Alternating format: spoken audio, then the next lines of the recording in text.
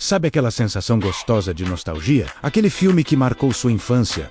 A música que te faz viajar no tempo? Imagine, por um segundo, que tudo isso pudesse ter desaparecido. Que esses clássicos que moram no nosso coração quase não existiram. Essa é a viagem que vamos fazer hoje. Uma viagem por histórias que você não conhecia, sobre os filmes e séries que amamos e que, por um triz, foram cancelados. Se você também é um apaixonado pelos anos 80 e valoriza essas memórias, faça parte da nossa comunidade. Se inscreva no canal e ative o sininho, porque cada história aqui é um pedaço da nossa história. Vamos começar com um que todo mundo conhece, De Volta para o Futuro.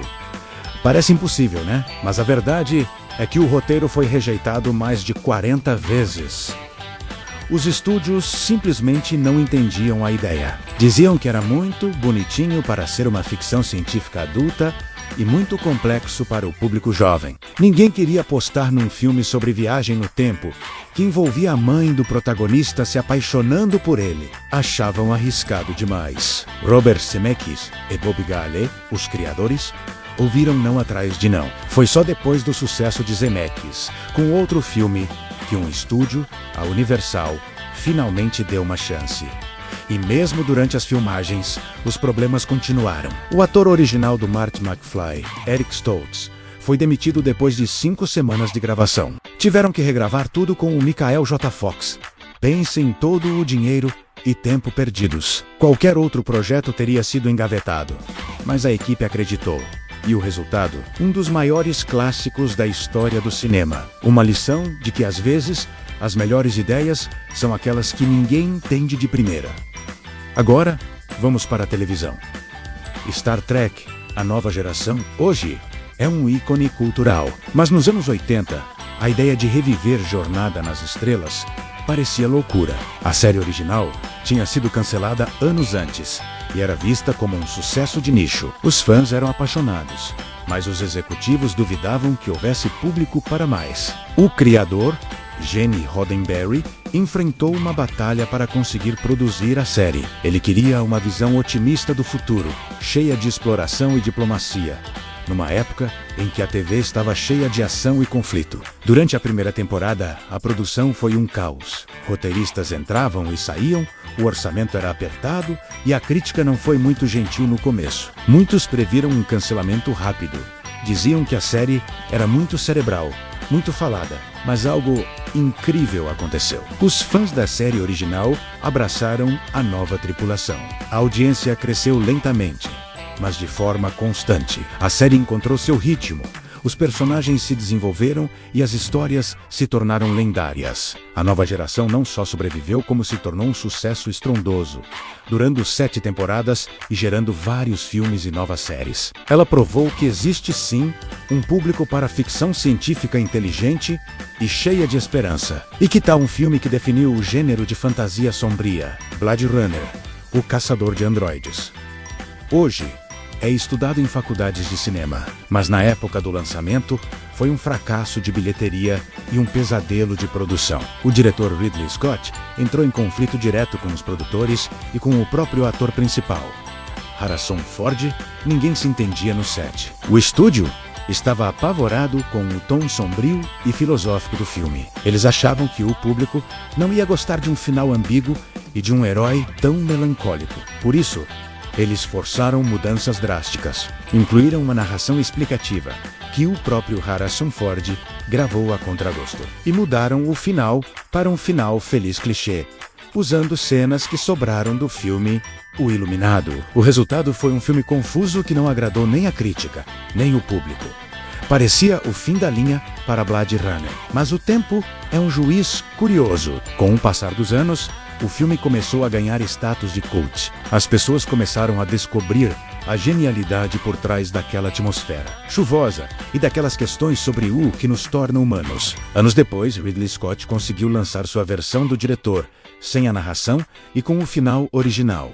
E o filme foi reavaliado como a obra-prima que sempre foi. Uma história de redenção que mostra que a verdadeira arte, às vezes, precisa de tempo para ser compreendida.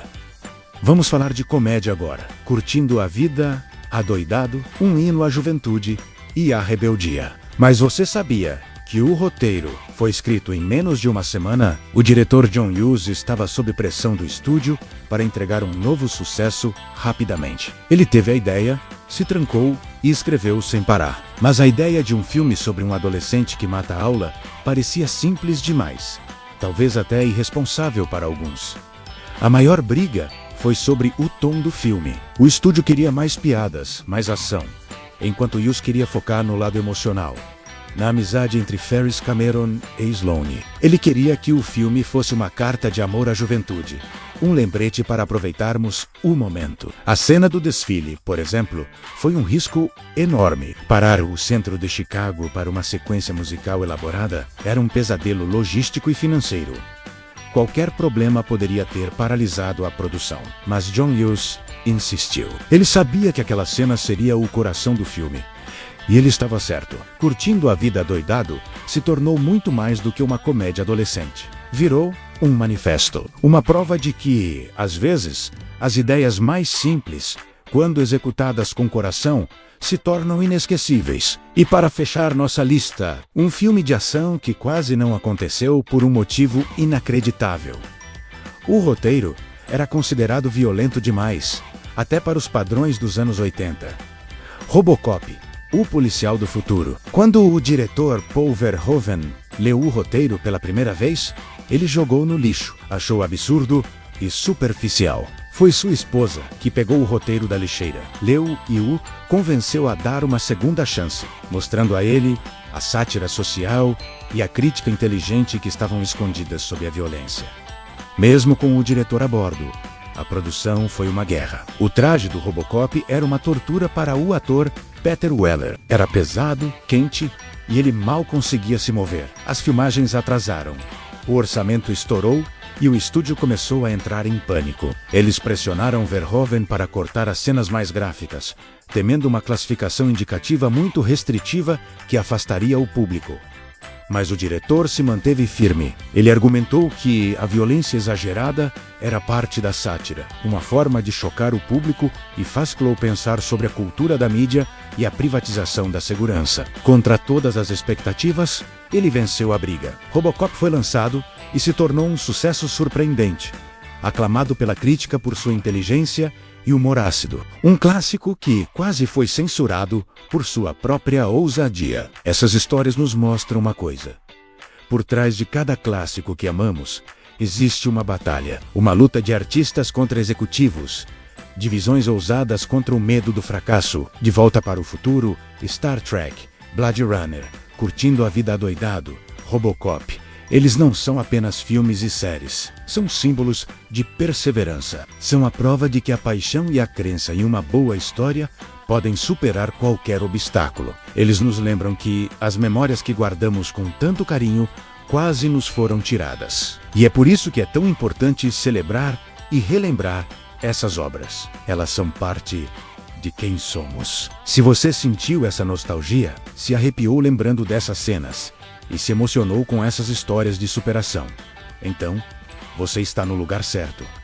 Este canal é feito para isso, para resgatar essas memórias e compartilhar a paixão que nos une. Se inscreva para não perder nenhuma viagem ao passado como essa. Deixe seu like para que essa chama dos anos 80 continue acesa. Muito obrigado por assistir e até a próxima.